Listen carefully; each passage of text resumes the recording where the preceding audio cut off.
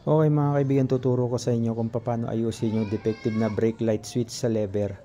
So ganito lang mga kaibigan, double check nyo muna to. Ayan.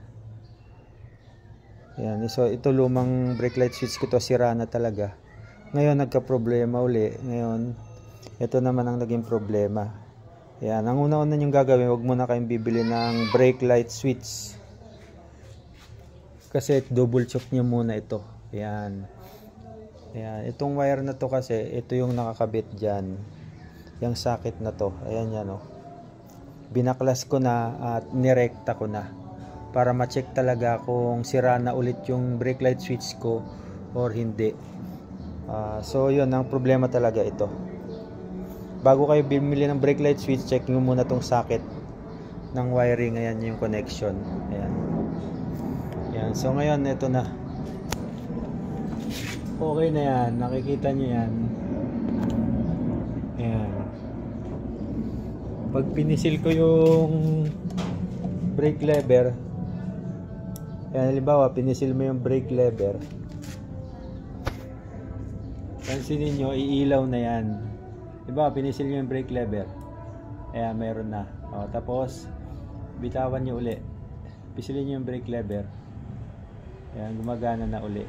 Ayan. So yun, kaya makikita nyo nirekta ko para ma-check ko kung okay pa yung brake light switch. Ito na mga kaibigan, ayan, naayos ko na. Kanina nirekta ko para ma-check lang, ngayon binalik ko na ulit. Ayan o, ito yung pinakita ko kanina na may problema, may putol na wire na dyan.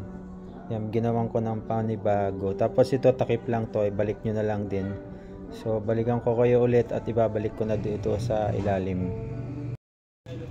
So ito na mga kaibigan, ayan o, naibalik ko na. Ayan, tapos sikipan na natin yung tornilyo. Ayan. Ayan, sikipan na natin, tapos testingin na natin.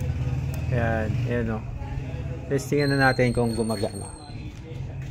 Ayan, pisilin natin yung brake light switch lever.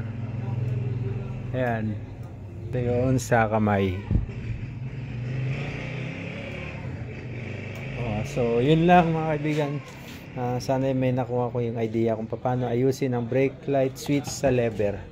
So yun lang, maraming salamat, bye bye.